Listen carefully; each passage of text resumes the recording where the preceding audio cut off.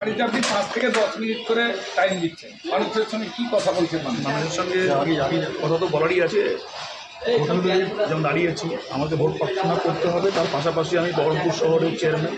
মানুষের একটা আলাদা এক্সপেকটেশন থাকে যে তার প্রত্যেক দিনের মিউনিসিপ্যালিটির যে রেগুলার কাজগুলো রয়েছে সেগুলো সম্পর্কে খোঁজখবর নেওয়া, এটা আমাদের একটা ডিউটির মধ্যে থাকে।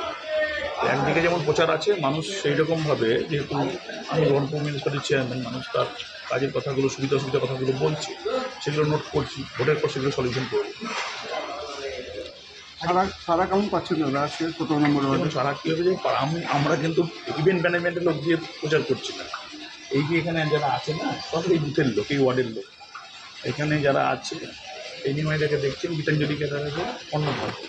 এই পাড়ায় আজ থেকে না, আমাদের দাদা ভাই আমার মতো সম্পর্ক।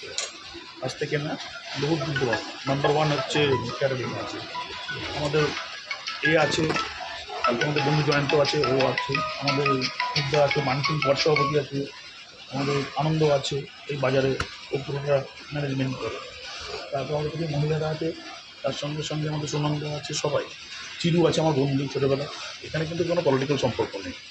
পলিটিক্স থেকে বেরিয়ে গিয়ে যারা আমাকে ব্যক্তিগতভাবে চেনে জানে, দীর্ঘদিন থেকে, একদিনে না, ছোটোর থেকে চেনে জানে, তারা সবাই আমার সঙ্গে সঙ্গ দিচ্ছে। এবার ভালো লাগছে যে না, এই সাপোর্ট, এই আশীর্বাদ আমি পাচ্ছি বলে আমারও কাজ করার আলাদা মানসিকতা তৈরি হচ্ছে, আলাদা এনার্জি তৈরি হচ্ছে, এবং তার সঙ্গে দায়িত্ববোধ তৈরি হচ্ছে যে অনেক মানুষের দায়িত্ব আছে, সেগুলো ভোটে জিতে আমাকে পদক্ষেপ নিতে হবে।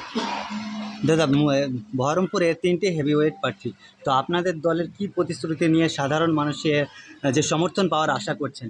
কি নতুন কি প্রতিশ্রুতি? এবং আমার ম্যানিফেস্টোর মধ্যে প্রথমেই আছে গভর্নমেন্ট যে কাজটা করবে, তার সঙ্গে আমার কর্মসংস্থান তৈরি করা। কারণ এখানে তো চাকরি বাকরি, সরকারি চাকরি মানে ভাওতা প্রতিশ্রুতি তো দেবো না।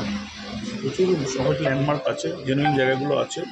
সেই জায়গাগুলোতে কোটের বাজার, লালদিঘির পাড়, ওয়ামের মাঠ, ব্যারাস্কোরের পাশে, এগুলো 14,000 মার্কেট কমপ্লেক্স তৈরি করা, যাতে আমাদের ঘরের ছেলে মেয়েদেরকে আমরা সেখানে প্রোভাইড করতে পারি ফ্রি অফ কস্টে। সেটা দেওয়ার পর তাদেরকে একটা আর্থিকভাবে অ্যাসেট তৈরি করে দেওয়া, একটা প্রপার্টি তৈরি করে দেওয়া, সেটা মোবিলাইজ করে আমাদের ঘরের ছেলে মেয়েরা যারা আছে তারা ব্যবহার করে তারা সেখান থেকে আর্নিং করবে। এছাড়া আমাদের আরও কিছু ডেভেলপমেন্ট আছে, যেমন বস্তি উন্নয়ন আছে, আর শহর ইনফ্রাস্ট্রাকচার তৈরি করতে গেলে পরে যে কাঁচা রাস্তা যেগুলো আছে, ঢালাই রাস্তা যেগুলো আছে, সেগুলোকে আমরা পেপার ব্লক বসিয়ে সেগুলোকে আরও বিউটিফাইড করবো এবং স্ট্রেনজেন করবো, এবং ট্রাফিক ম্যানেজমেন্টটাকে মানে আরও ভালোভাবে করা, ওয়াটার বডিগুলোকে রেগুলেশন করা, এবং গঙ্গাটাকে, সাতক্ষীরা গঙ্গা আছে সেটাকে সুন্দরভাবে আমাদের ব্যাংক প্রোটেকশন দেওয়া, অর্থাৎ সাজানো, সৌন্দর্যায়ন তৈরি করা। এছাড়া নানাবিধ প্রকল্পগুলো রয়েছে, সেগুলো আস্তে আস্তে, কিন্তু মেন ফোকাসটা আমার কর্মসংস্থান তৈরি করা। অধীর রঞ্জন চৌধুরী প্রেস কনফারেন্সের মাধ্যমে বলেছেন যে মমতা ব্যানার্জি নাকি মুর্শিদাবাদ এসে আপনাদের সঙ্গে আলোচনা করে নাকি আবার বিধানসভা ভোটের আগে কোনো গণ্ডগোল পাকানোর চেষ্টা করবে। এই বিষয়ে আপনি কি বলবেন? দেখুন, মানে যেমন মানুষ তেমন তার কথা। অধীর রঞ্জন চৌধুরীকে জিজ্ঞেস করুন, আপনি জিতলে আপনি বহরমপুর আপনার ম্যানিফেস্টো কী করবেন? আপনি কত এজেন্ডাই নাই আপনার। আপনি ভোট চাইছেন, যে বলছেন যে ভোটটা চাইছেন কী জন্য? ঠিক আছে, আপনি মানলাম, আপনি এমপি থেকে নাই দীর্ঘদিন ছিলেন, আপনার এখন আইডেন্টি ক্রাইসিস তৈরি হয়েছে, আপনাকে কেউ পাত্তা দিচ্ছে না, সেই জন্য আপনি আবার এমএলএ হতে চাইছেন।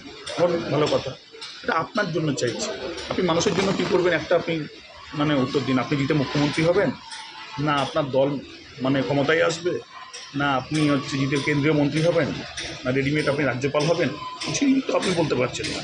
আপনি যেখান থেকে দাঁড়াবেন তাদের যে বেসিক পরিষেবা, অর্থাৎ বেসিক পরিষেবা, সেটা দেওয়ার আপনার কোনো এজেন্ডার মধ্যে নেই, সেটা ক্ষমতাও নাই, তাহলে আপনাকে ভোট দেবে কেন? আপনি আপনার কথাগুলো নিজের কাছে রাখুন, মিডিয়াতে ছড়ান, ওগুলোতে মানুষ শুনছে, কিন্তু মানুষ